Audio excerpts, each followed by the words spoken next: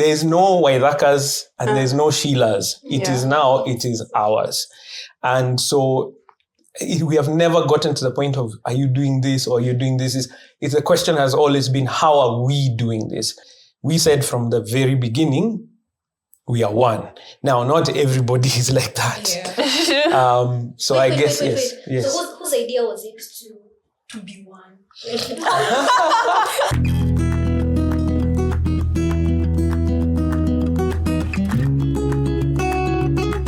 Hi, my name is Wamboe. Hi, Waidaka. Hi, I'm Ekra.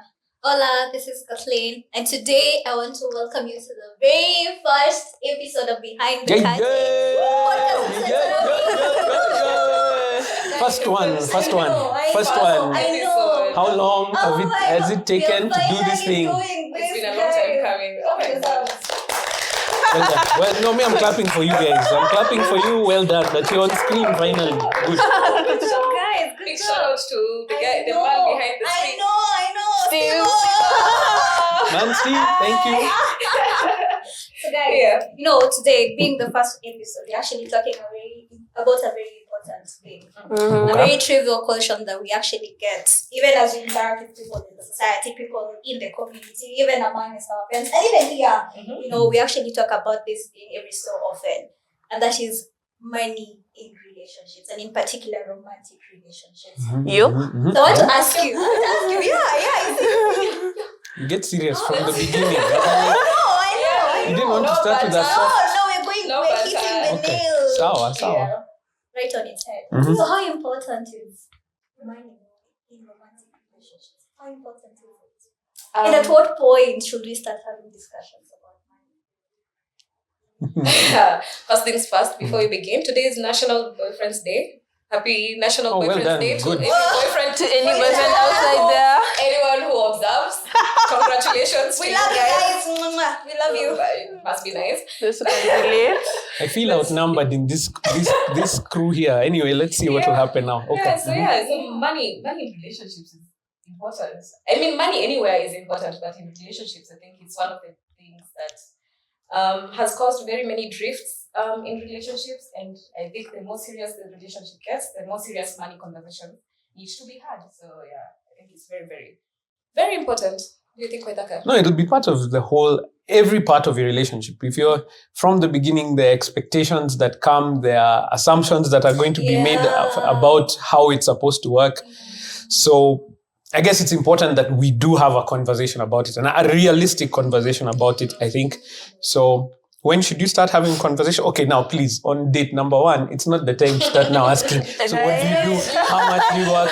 All those kind of things. I think if there's a rapport that you're building over time, then now you're able to say, okay, if you're getting serious with somebody, maybe that's a good time to start looking at money habits, ambition, what's the plan for the future, your future, what do you think about certain things? But it doesn't have to be that serious. I think like the way we're having a conversation just now, I think if you have simple conversations about what do you feel about this, how is it in your family, those kind of things. So it's not directly what's your plan now. Yeah. So how are you going to do that? Interesting. Do you think people are honest when you are having conversations about money, especially during the early stages of relationships? And let's just be real. When you're supposed to go out on date nights, you just have 2K in your pockets and you're over there ordering wine that's worth. I feel like people are not honest because you want to prove yourself to let's say you're a guy and you're taking the lady out. Obviously, you want to prove yourself that you're on Amado and probably you're in debt. Yeah. I've actually seen people who actually get not into debt, but they take a loan to take people out on a date. On a date or do something for their girlfriends. So, I mean, that's problematic, I think. Okay, I think I get the point where you're saying I want to put my best foot forward. So obviously when you're going out, you pick the nicest outfit. Exactly. You try and go to the nicest place that you can, but hopefully you'll do it to the nicest place you can afford. Yeah. Rather than trying to paint the wrong picture. So I think be as honest as you possibly can be. I don't think everyone is telling lies on the first date, but I think it's easy to be misled because somebody is putting their best foot forward. Yeah, true. So be as realistic as you can be. I think that's the perspective of it. And just being honest with yourself, if you don't have capacity to accommodate, a certain place, just tell the lady or tell the guy, A, B, C, D, X, Y, Z. I mean, if they're genuine about this whole thing, they'll be able to understand. But what do you mean to afford? No. Listen, if I'm taking you out, I'm the one who's deciding where we are going. So I'll make a decision and say, hey, let's go to this place. And that's a good point for you to make some decisions. Okay, is that place up to your level? Up to your expectations? If it's not, then you have an opportunity at that point to say, this is not up to my standard. And be real from that same perspective. But this idea that somebody is informing you where we are going to go and you're the one paying, no, those are issues you need to deal with. I know. And it happens. It happens. We've seen stories on social media where a guy has taken a lady out and the guy's not even having fun. So over the course of them enjoying their time, the guy's busy calling their friends, send me cash, send me money. True, yeah. This is something that actually happens. And I'm glad we're having this conversation because we really need to be honest with ourselves before you even start talking about finances with the partner, with your babes, Just be honest with yourself before you walk out of that door. What am I going to do? Do I have enough cash to cover my bills? And can the other person pull their weight and they eventually get to a point where, hey, I need your help because things can happen, I think when it comes to money, open communication is what is the most important. Because if you're misleading me and you're telling me you have money, and you want me, first of all, there's that meme. There's a meme for, there's a TikTok that says, the guy offers, no, auntie, I have it, I'll pay. Yeah. And then it pans out to the girl's purse, and it's only a lip gloss inside there. So. As in she's faking it out. Yeah. Okay. No. Thanks. Yeah, so there's that. Yeah. So there's that. If we're having open conversations, even before we meet on the date, I think that's the most important thing. Personally, for me, just to know where you stand. Do you have the money for it, first of all? Yeah. Can I pull my own weight? Do I need to carry money myself?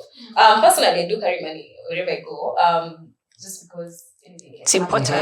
You're an adult, you're responsible for yourself. Anything can happen. So I'll carry my own cash, but if you need to know who you're dealing with, I think open conversations, open communication is the most important. But what's the expectation? I think we have to be real here. Okay. Let's just be honest. What's the expectation, ladies? When you go out on a date, what is your expectation? Mini baby girl. Okay. I'm a flower. You see? I don't need to. Do you see what I'm saying? So there's some assumptions that you're making on that side. Definitely. So if you're making that assumption and it's not met on the day, you have to be ready for what that looks like. Expectations zero. Yeah, no, I'm not saying be zero expectations. If your expectations are those exactly like that, stick with it. But I think the issue here is if you've had a conversation prior, ask the question just so that you understand. I think that's something I've seen now through my life where it was those kinds of, okay, when back in the day when I used to date, you'd actually say, so I would like to take you out. So there's an assumption from that statement, I am the one taking you. But if we are going together, then I guess it's across the board. But don't go with the assumptions. Yes, that's all I'm saying. Yes. Yes. We look at it differently. We have the younger babes, the Gen Z's comrades, Our friends here. Okay, So yes. most likely they wouldn't say I would like to take you out. They'll be like, Uko, where are you? So Ekra, how is it like? How is it like for? Is that how guys are asking you out? Uko. No, Not seriously. everyone. I mean, not me, but I've had. So isn't that already a red flag? Did I use it That's a financial correctly? red flag. Thank you very much. Not too far.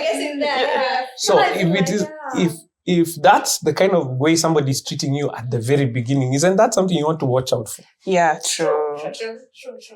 So personally, I'd say Is that really a consideration for you guys at that point, or I'm just going to have fun, or what's it like now? I honestly feel like our generation is really have standards, yani. When a guy tells you uko and he wants to date you, I'm not going. Okay. Excuse me, ask me well. Yes. Like I won't go. But if your standards are low, utaenda. But personally, I'm so sure so many girls my age wouldn't go. We will expect you to like curate, let's say, let's say, can I take you out here? Let's say, for example, Meko restaurant at 7 p.m. Just wear nicely, something like that. I'll go. But okay, text Uko, sir, please. And then now, another question is for a guy who's probably the same age as you. And you have this expectation. You want to go to a certain restaurant, and you probably have an idea because of the high standards. Probably have an idea of how much that would cost the guy. You probably expect the guy to pick you up. Yeah. You probably consider what the guy is going through at that point, or you want to take me on a date. You figure. Here's the thing. I always say, if you expect princess treatment and you're 21, don't go for a 21-year-old guy. Honestly, he's still in campus. He's still in campus. For the 21-year-old guy. Oh my, okay. If you're like 21, you should go for like an older guy. Because, giving like a 20-year-old is pressure to like take you out on dates, give you girlfriend allowance. Okay, sorry. Wait.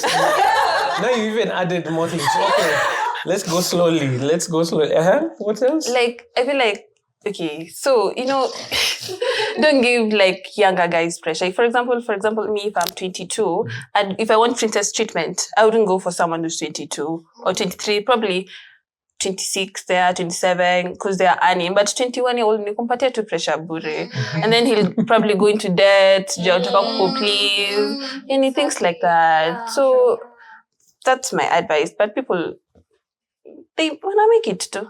The conversation is so one-sided. No, hold on.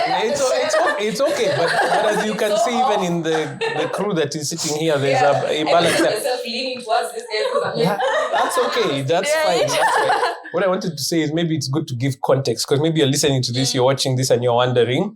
So, Ekra and Wambo, you're yet to be married. Yes.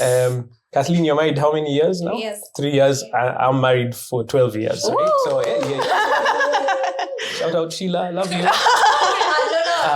Yes, go ahead. It's your chance. Babe, I love you.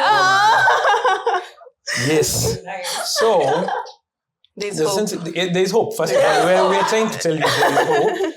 But it's so important what you mentioned there, that you set the standard from the beginning and the expectations from that point. So the idea is not to wait for things to occur, but rather you're being proactive and kind of going through that same environment.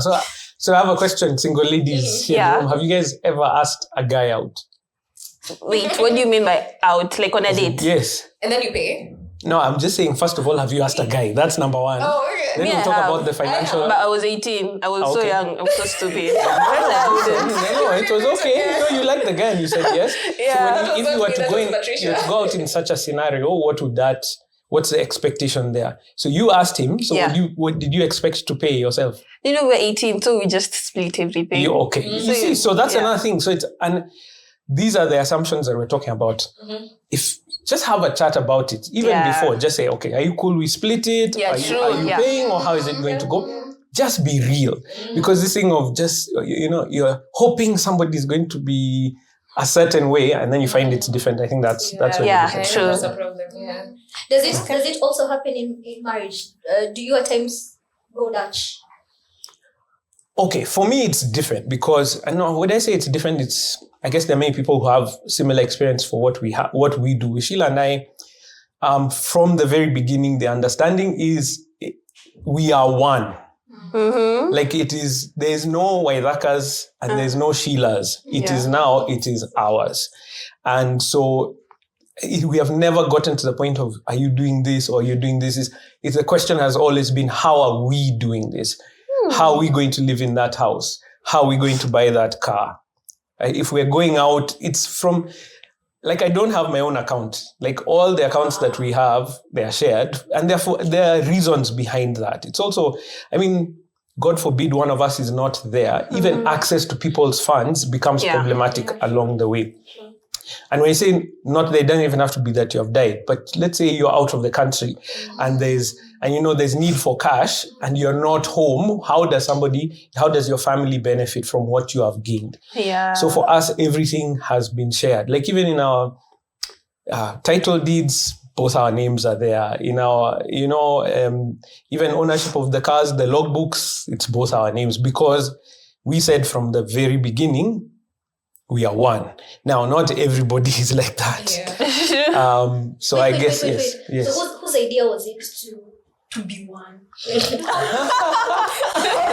Conversation start. Well, so I have to speak from my faith perspective. So a big part of our lives is our faith. So we're Christians. We believe in Jesus. He saved us. And for us, that informs our decision making. Okay. So even prior to marriage, we spent a lot of time in counseling. So in premarital counseling, those are the questions that were being asked. So what are you going to do with your money? So even before, we had a few conversations about that. But in the moment that we had decided we were going to get married, there was a day that we sat down and discussed finances. How are you going to handle the finances? And it wasn't so much that the guys who were counseling us were telling us this is how to do it, but they were asking you, what would you like to do? And from our perspective, it has always been a shared experience. And I've talked about this so many times on video where I've said there are times in our 12 years where Sheila has been making more than I have, and there are times I've been making more. But that doesn't change our lifestyle because everything is ours. So, yeah. So would you say the conversations that you're having at the start of your relationship and now 12 years in, what's the difference between the amounts? Wow. Let me tell you, when you're discussing 3,000 bob and then I'm discussing 3 million, there's a difference. There's a difference in the seriousness of the discussion. Okay, that's one. But also, I think there was clarity. Before we got married, we were not together. Like, before we got married, pretty much everyone was taking care of their own finances. We never had that sense of, you talked about, hey, girlfriend allowance. That one I didn't know. That's new. I didn't know there was such a thing. Actually, everything is shared. No, but we kind of kept things separate. But when now we got together, it was about now figuring that out. Ask the question again because it got lost. Yes, the conversations, the money conversations. How it has changed. Yeah. Because look, when you're just dating, it's where are we going? There are a couple of times we went on group holidays with friends, and we'd go together. But even as you're going, you're sorting yourself. Me, I'm sorting myself because we're going. Yeah, that's what it is. Because, hey, you're not my wife. And yes. Okay. Okay, people have looked at me. Should I just leave the room? No, but as you said, we're both adults, and there was no obligation that was in that same space. Yeah. But during that time, you obviously, if you love each other, you give gifts, and you take care of each other in that same way. But it was not that, there was never that you're holding someone responsible for you. But afterwards, now we are responsible for each other. And that's been the major difference, is that now we make financial decisions together. Are you changing jobs? That's something we talk about. Oh, okay. Yeah. Why? Because changing jobs is going to have a financial implication. Yes. What is it more? Is it less? What is happening there? Are we making an investment? Yeah, we need to talk about that. What's the effect going to be? How do we have our independence? Because I think that's part of what you're trying to lean into. Yeah, how do you make sure that somebody has their independence? It's not that, because we have shared responsibilities, and we took what we learned in Centonomy real seriously. We talked about the idea of paying yourself first. So at the beginning of the month, we save and invest. So that money is already out of the account. Then you have the rest of the responsibilities. You pay rent, you pay your debts, you pay all the other things that are there. And then the cash that is left, now you have freedom. Like, I'm not going to ask anybody where we saw some money leave the account. Where did it go? No, it left. You made a decision based on it, based on our understanding. And neither did she ask me the same thing, because we have already made the joint decisions, and the money towards our joint affairs has already been planned. So whatever you do with the rest of the cash, it's up to you.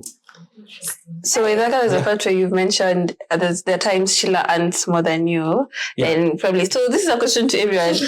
Kathleen, you're married for like 3 years. Yes. How do you feel if you earn more than your husband? And Wambu, would you date someone who you earn more than? I feel like for me, I've gotten to a point where I can't go back. I made a vow. Yeah, true. For better, for worse. So when we get to that point, it's to just sit down and recalculate and see how can I be able to cover the void. And that's a discussion that we usually have, and we revisit every now and often, because life can happen. it's actually a wavelength. So when that time comes, can I be able to step up? And I'm so glad I have a man who takes care of me. So it wouldn't feel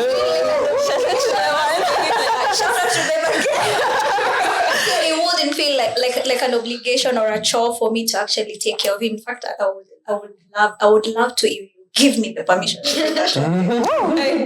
No, but just to add on what you're saying, I think the issue that people have is you don't want a lazy partner. And that's the problem. Yeah. So if it's not that you're earning less, but the many times there's somebody who's expecting to be taken care of, and they're not participating, they're not even helping. Yes. Yeah. So I've seen many people, we've trained like many people, and you see there's this idea of, okay, let's say traditionally there's the housewife, traditionally. That carries weight. Like a stay-at-home mom, you people, you've seen moms, what they do. It's work. So there's never been a thought that that's not work. You're actually managing a household. You're raising children. You're doing logistics planning. You're doing all these various things. Now, just because you're not earning cash for that does not mean that you're not participating in the relationship.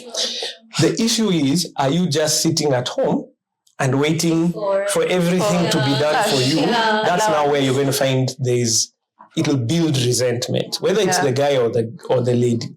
That's the issue. I don't think there's an issue as far as what you're earning is. Are you actually working? Are you trying? Are you going out and looking for it? Yeah. I agree. I think Wekaka has answered that for me. I was wondering how to put it into perspective, but whether or not I date someone who is earning more than me, I don't think that's a question that I'd be willing to answer. I mean, yeah. If you're working, if I'm earning more than you, but you're working hard, and I can see the potential, and I can see you're actually trying to work towards your goals, work towards all these things that you want to achieve. That's basically fine with me. Yeah, because you find that there are times where I could be earning more, and then COVID hits, and then you get a pay cut, and then he's working in pharmaceuticals, so he gets 10x, and then you're left there with the disparity. So I do agree. I definitely would prefer to date someone who earns more than me, but if they earn but why? less than me, why do they need to earn more than you? I'm curious. Because when that come my maintenance days. No, look, okay. So honestly, from my experience, having talked to many couples, many in many different environments, the issue is not the amount. It's not. It's the character of this person, because the amounts change over time. Definitely. And in different seasons, and you won't be able to trust this person. Those are the things that really matter. Now, obviously, you may have a standard to which you want to live, but what you're looking for, what you really want, is someone that you can trust, someone that you're saying, hey, we are going on this journey together. You want someone who's by your side, not someone who you have to carry along the whole way. Let me ask, because you're mentioning trust, and I feel like it's a big currency. So how was it like for you to get to a point where you confidently state, I trust you, pay my money, do as you may? No, I think it's a choice. I don't think that look, you definitely want to look for somebody you relate to well, you have an understanding, you've seen their character over time. So one of the problems that I have is people get married very quickly. So like, in our case, we knew each other for many years prior, and then we dated for some time, then we were engaged for like a year. So there was seasons within which you could see each other's money habits and lives, right? But the idea that you're going to get to the point where you're fully trusting somebody, that it's like you're looking for pointers. No, for us, the same way that you said, we made a choice. We are married. You're my wife. You're my husband. Therefore, the trust is implicit. It's not now based on anything else. It is now, I trust you. And it would have to be, God forbid, a broken trust now beyond that point that would change it. So it was a decision at that point to say, here are the accounts, here are the salary that is coming in, here is everything, here are all the whatever assets you have, everything is on the table. This is who we are. Even liabilities. Everything. I I think trust is. Eka, you seem to have a problem. I'm just shocked how much you guys trust each other. Yeah. I feel like we live in a generation where I don't think people are willing to have like joint accounts. You see, we're in a generation where my husband's money is my money and my money is my money. So I don't know. I'm just shocked. Actually, we were talking about this earlier. Would you, Ekra, would you reveal to your husband, future husband, how much you're earning? To be honest, I think I'd lie a bit. No. Why? So I would say that. Okay. Oh, you say the truth. I don't know. It depends with the guy's character. Why do you want to know how much I'm earning? Unless you're married for like 12 years with Waisaka. And then when you say it after 12 years? After like... All right, Ekra. So let me try and rephrase the question. Yeah. Do you think it's imperative to, you might not state the amount, but your partner needs to have an idea of how much you make? I'm saying that because for us, when we were dating, we used to have monthly meetings. Mm-hmm. Where now you say, this is how much I make, this is how I spend my money. And it's me. Yeah, when we were dating. Yeah. Seriously, this. An intentional man.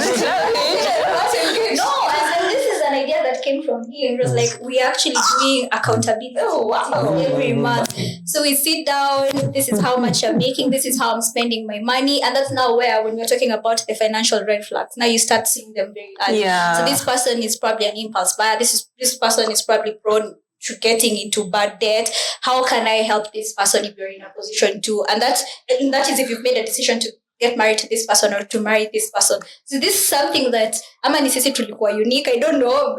Is this something that can actually happen or? Hear me out. Okay, we're trying to. If we are financially compatible, I will. You know, there's some people. I don't know. So my question to in every one of these scenarios is, why would you want to be with someone you're not financially compatible with? True. Why? Yeah. So I think the problem comes in that we kind of try and hide. Yeah. Okay, please, I'm just giving an example. Do not throw anything at me. I see you holding the pillow ready to toss this. I'm just saying, so I like how he looks. Yeah. I know I like his style. Yeah. I like his crew, whatever it is that he's, there are things around him. But he doesn't, I've seen he's got issues around his money. So you kind of say, and he likes me. But he likes me. So you say this one area, I'm not going to pay attention to, and we'll try and handle it along the way. Mm-hmm. That is a huge mistake. Because from my experience, I don't know what your experience is, Kathleen, in marriage. Marriage just magnifies everything. Yeah. Because what seems small prior to marriage, because you are far away. He goes home, you go to your home, everyone is kind of taking care of themselves to some extent. Now he's in your house. Every day. She's in your house every day. They're not going Every time they make that decision, you're dealing with it. Yeah. So I think that idea that there's something that's too small for us to consider prior, or it's not something I'm going to do, we'll handle it eventually. I think that's where the issues come up. But there's the issue of when you love, the red flags look. They turn pink. They turn pink. Yeah. So red. Yeah. Ama, you want to see how red they can get. Yeah. I think that's where now you need to have friends, people who, because you can be very illogical when you're in love. A friend who will be, able to tell you the truth. Yeah. She eats like this and this and this. Yeah. And also for you need to also, hey, don't go on. Leave a little space for yourself to actually think things through, Yeah. So, Waisaka and Kathleen, because you guys are married, what are the financial red flags you tell us to look out for? Everyone. Well, to be honest, I've been thinking about this question because you asked me earlier. But for me, I would say the spending habits, and most importantly, the mindset that they have when it comes to money. Those people that always say, I don't have money. I don't have. Yeah. There's a lot of negativity around that. I would rather you say, I don't have it now, but I'm working on it. I'm working on. There's a solution. You've identified there's a problem, and that's the thing. Men are solution providers. Is that true? Well, yeah. Yes. So now, if he understands where the problem is, it's easier for him to come up with a solution. So now the mindset thing, because it's the start of everything. So if you're operating from a scarcity mentality, then it will be hard also for me to interact with you in one way or another. But if you're operating from an abundance mentality, it will even be easier for us to even have goals together. Where do we see ourselves living? How many children will we have? Because we can be able to see, do we have capacity to take care of these kinds of things or children that we're going to get? Yeah. You said spending habits. Explain a bit more. You know, when you're single, you're making money, you walk somewhere, you see some nice shoes, who's going to ask you? It's your money. Yeah. You know, but now when you realize this is something, and sometimes you can't really tell that it's a bad habit that you're actually cultivating until someone sits you down and tells, hey, Kathleen, you have so many shoes. How often do you wear these shoes? I've seen so many clothes, and that's the thing with me. I really buy clothes a lot. He buys shoes a lot, you know. And so it got to a point where now when I'm buying my clothes, I'm even buying him clothes because I've seen him in so many white t-shirts. I'll be like, hey, we'll try this for a moment, you know. And then for him, he'll be like, hey, I've seen you with so many clothes, but you don't have many shoes, you know. Try this one. But we had to sit down and realize there's some common goals that we have. So we opened a joint account. So for the things that we plan to do together, let us save towards, and that's we're dating at that point, you know. We're not married. Yeah, so it was joint easy account. for us. Yeah, we were not married at that point. So when we got married, it was easy for us to then transition because it's like we were setting the pace for what's coming, you know. And then now there's the beats that you have on the side. So that one you can take care of your individual. But now he's my accountability partner. So if I spend so much on something that's probably not going to help me, and he's very ruthless at this. He'll go direct and tell me, you know, like what is this? And at that point now I've learned to, hey baby, before I buy anything, what will my husband say or what? Because now he's always there to hold me accountable, and I equally do the same. Yeah, so you're looking for patterns. Yeah. That's what it is. And the issue with patterns, it's hard to see unless you've been together for a while. So the time matters so that you can tell. I like what you talked about. I don't know who it was who mentioned, do you have friends? So that you're not alone. I think one of the problems that we have now is that we become so individualistic.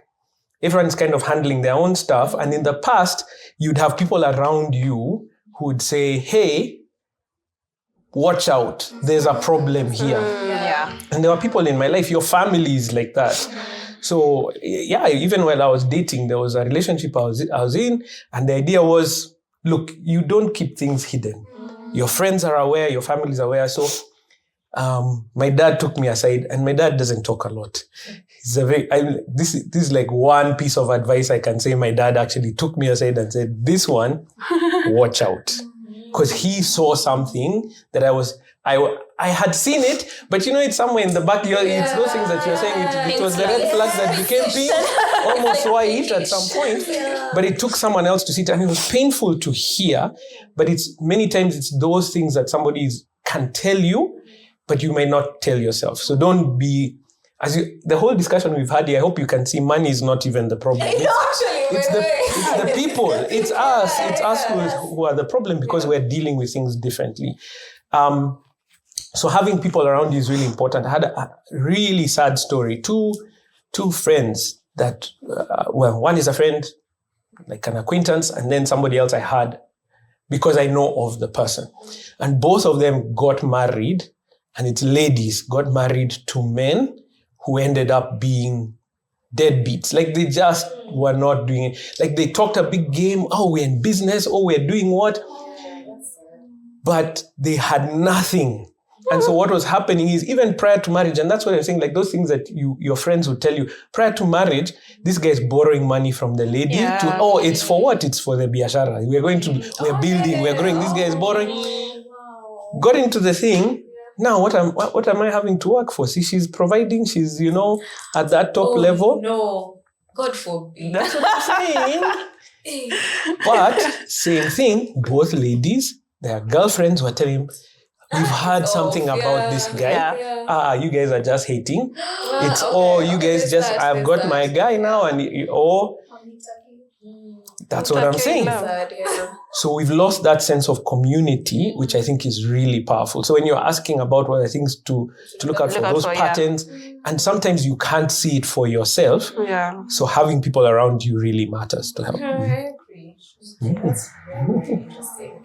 That took a scary turn. But we never, Sorry, you invited me, so I'm going to make noise and be serious but we sometimes. never go to those. I know, amen. Speaking of scary, what is the scariest thing that you've discussed about finances in your relationship? Is there anything or encountered? Me, I would say it's about it's God forbid it happens. You know, we've seen people who become incapacitated, and it's something that just hits you, So now the thought around it is, what do we need to do? And then there's the discussion around what is power of attorney, the living will, estate planning, all these things. Some of these things you don't want to do them, but you feel like you have to do them because you're preparing yourself for that eventuality. And sometimes life happens, So that's a thought. I'm even scared to talk about it. But that's something that scares us to the core. But luckily, we fortune favors the brave. Yeah. So we are taking it head on. We are learning as much as we can. We are putting our affairs in order. Just so, God forbid again, when that thing happens, then we'll be good. Yeah, I don't think there's anything like scary. What she's saying is the preparation. Why is everything that we have jointly owned or managed is so that you're catering for, God forbid, any scenario that would come up like that. So it's kind of preparing in advance for those things. So your insurance, your joint ownership, now estate planning, wills, and the like, those are in place for that.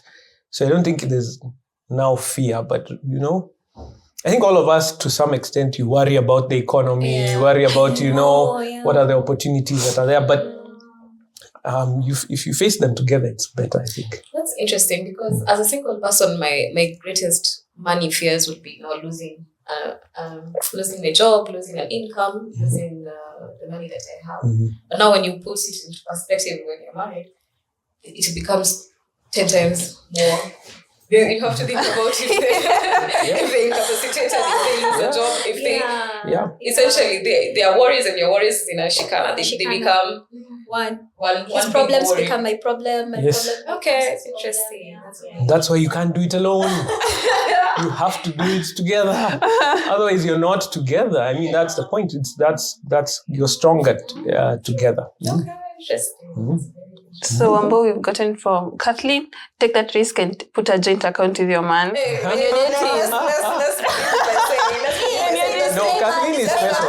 I was privileged to get an intentional man. Yeah. It might not be the same out there. Let's not get carried away. But This is Nairobi. Let's just we'll take it as it counts. I don't think, but okay, you can do the joint accounting if you like. As a trial, if you're planning together, but you still have your independence. What you're looking for is character traits. That's what you're testing for. Is this person ambitious? Are they growing? Do they have a plan for the future? Do they have good relationships? What do their friends say about them? What are they? That whole, what's their family like? Because by the way, and that's the other thing, I don't know if we'll discuss it next time, but when you're now married, now you're with their family as well. God. So whatever is in their family you are now part of it. Whatever is in your family that you have been hiding now will come out. And I guess we'll discuss that in another podcast another time. But those are the kind of things. I was shocked. Some people get married, they've not met their in-laws. That's insane. That's actually insane. Yes. How? Why? It's true. I mean, that's what I'm saying. We've lost that sense of community. So people get surprised when you're like, their expectations. There's, so yeah. I've actually been seeing a trend on Instagram where ladies are confessing how they've paid for their own rings, engagement rings, their own traditional ceremonies. And I'm like, my friend, why did you do that? Doesn't matter. Yes, why do you think they would do that? Pressure. Just a pressure from who? Society. What about? Society is me and you. Yes. So what's the pressure? What's the pressure? But we get affected by. We are in the age of social media where you see someone. There was a ratio the other day where they were spilling money. I don't even know who that person was, but I have seen that thing everywhere. Wait, I can show you after this. Okay, so. It was a lot. So you get that pressure. You're affected. You want to do something similar. Yeah, true. Like that is someone's dream ratio. It's not even the wedding. It's their traditional wedding. They probably have a wedding coming up and it's going to be 10 times crazier. Even bigger. Yeah. Even bigger. And you're seeing something that you've dreamt about since you were a kid and someone is living your dream. And then you're like, oh, I really want that. And also, but my husband cannot afford it, so I'm gonna pay for it. I can't taking like a loan for that. What? Yeah. So you see the way you said you've trained couples who they've come and told you that they married someone who's a deadbeat. Yeah. So now you find maybe the lady they're engaged, but now she wants to have a ceremony, but the guy is really broke. So the guy says, "Tumia tu yako, ndakuzishia tukiolewa." You see, so why? people just... Many other stories. So you're not being real. Yeah. And the thing about it is, this is the thing. If you're not being real, to whatever level, it's going to come out at some point. You're putting out an image of what's not the reality behind the grounds, and it will come back. And so, listen, guys, by the way, and this is the thing I've also learned, people do not care. They do not. I can remember, I've been to weddings where it is the biggest event, and then 2 years later they are divorced. Then you've been to weddings where it's such a simple ceremony, and you can see these people, they've grown. That was a simple ceremony. Now I'm calling you for a real, or whatever, that kind of thing, and you can see they've actually grown together because those things don't, and nobody cares. After that wonderful rush or the wedding that you have gone for, do you go home and sleepless nights? Oh, goodness. I have never ever been able to do it. Is that your scenario? No. You said you go for the thing. Yeah. It was fun. Praise the Lord. You go home and you continue your life. No one cares. They really don't care. Yeah. So we're so busy trying to impress other people and they don't care. They have their own problems, their own worries. Yes, for a few minutes, you may be at the wedding, you might be a bit jealous and say, yes, oh, wow, that's amazing. Yeah. But then you go on with life.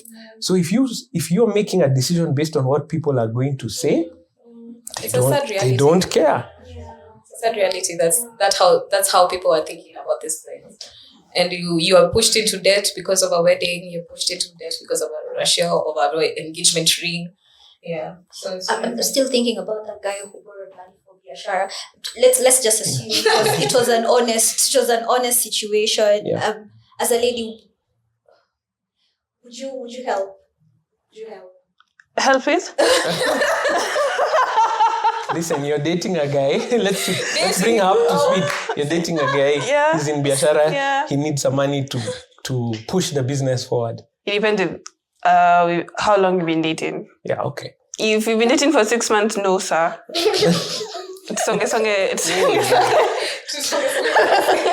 Hey, things are tough. No, because men are actually not nice people. And if the tables were turned, if you needed money for Biashara, would you expect? Well, yeah. We have double standards. Right. It's there. We're not lying. And that's tough. Yeah. Let me just hopefully advise you guys. That's tough because when you eventually now are bound together in this thing called marriage, you're together.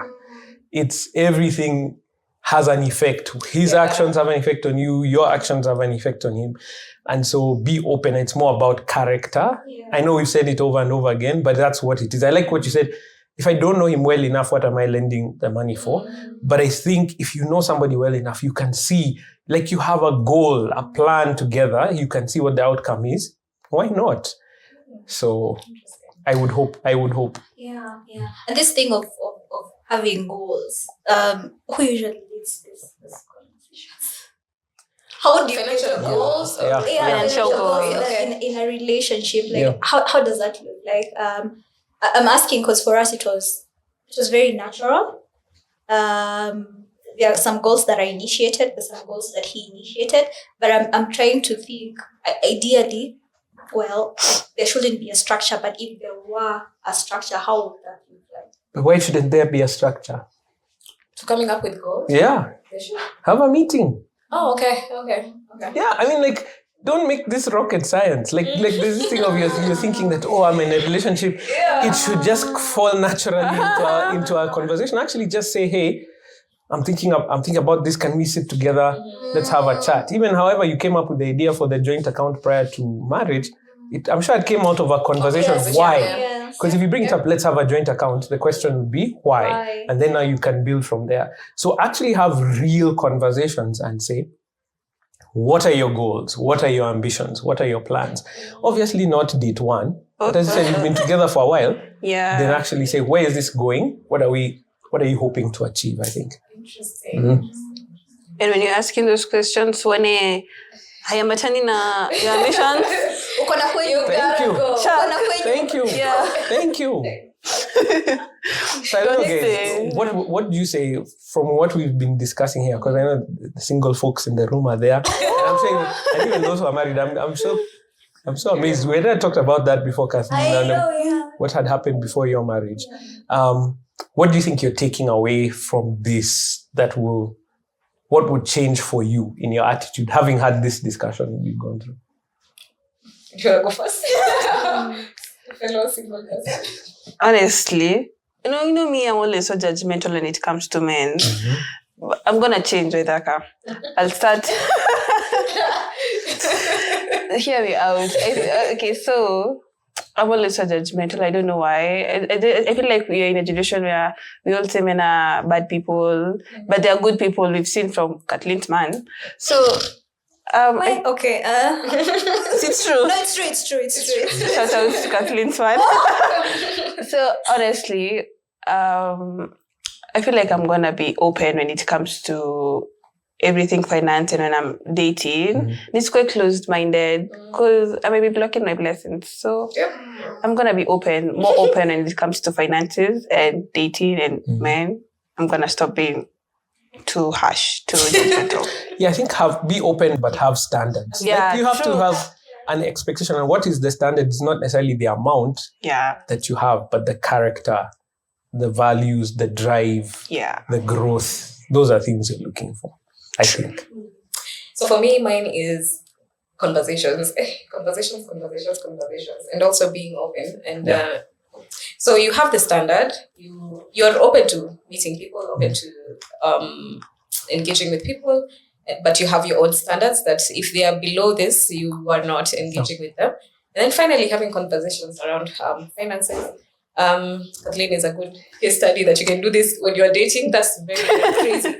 That's insane that you can have joint accounts when you're still dating. That was a big takeaway for me. Yeah. But yeah, also the final one and probably the most important, marriages work because Sheila and Waithaka. Truth and evidence. In this Nairobi, 12 years. Must be very nice. Truly by God's grace. Truly by God's grace. Imagine 4 times.